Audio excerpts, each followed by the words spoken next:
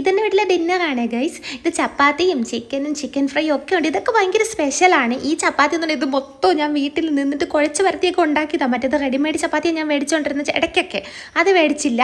പിന്നെ നമ്മുടെ chicken fry അത് ചില്ലി ഫ്ലെക്സും ഒക്കെ ഇട്ട് നല്ല ടേസ്റ്റായിരുന്നു. പിന്നെ അതുപോലെ തന്നെ ആ പുതിയ ഉരുളിയിൽ വെച്ച ചിക്കൻ കറി, ആ ചിക്കൻ കറി ഭയങ്കര ടേസ്റ്റായിരുന്നു ഗൈസ്. ഞാൻ ഉണ്ടാക്കിക്കൊണ്ട് പറയല്ല, ഞാൻ സംടൈംസ് ഉണ്ടാക്കുന്ന സാധനങ്ങളൊക്കെ നല്ല കിടിലമായിട്ട് വരാറുണ്ട്.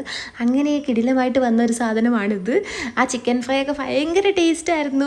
എന്താ പറയണ, ഒരു ജ്യൂസി ടെക്സ്ചർ ഉണ്ടല്ലോ, പുറത്തിച്ചിരി അങ്ങനെ ക്രിസ്പി ഭയങ്കര എനിക്കിഷ്ടമല്ല, കുറച്ച് ജ്യൂസിയൊക്കെ ആയിട്ടിരിക്കുന്ന ഒരു സൈസ് ചിക്കൻ ഫ്രൈ ആയിരുന്നു ഇത്.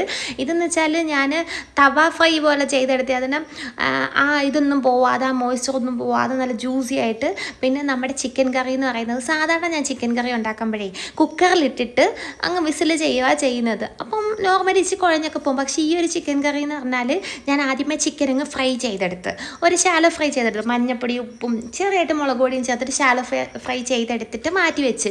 എന്നിട്ട് നമ്മുടെ സവാളയും ഉള്ളി ഇഞ്ചി വെളുത്തുള്ളിയൊക്കെ മൂപ്പിച്ചിട്ട് സവാളയും ഉള്ളിയും പിന്നെ ടൊമാറ്റോ ഇതിൻ്റെ അകത്ത് ഞാൻ അരച്ചിട്ടാണ് ഒഴിച്ചത്. എന്നിട്ട് നന്നായിട്ട് വഴറ്റി, എൻ്റെ പൊന്നെ അറിയത്തില്ല എനിക്ക് ആ ടേസ്റ്റ് എന്ന് പറഞ്ഞാൽ നാക്കിന് ഇപ്പോഴും പോതില്ല, അത്രയും ടേസ്റ്റായിരുന്നു. പിന്നെ ഒരു മാസ മേടിച്ചായിരുന്നു ഞാൻ, 7up പറഞ്ഞു വിട്ടത്, പക്ഷേ മാസയാണ് മേടിച്ചുകൊണ്ട് വന്നത്. അപ്പോൾ ഇടയ്ക്കൊക്കെ ഇങ്ങനെ ഉണ്ടാക്കുക. ഓക്കെ.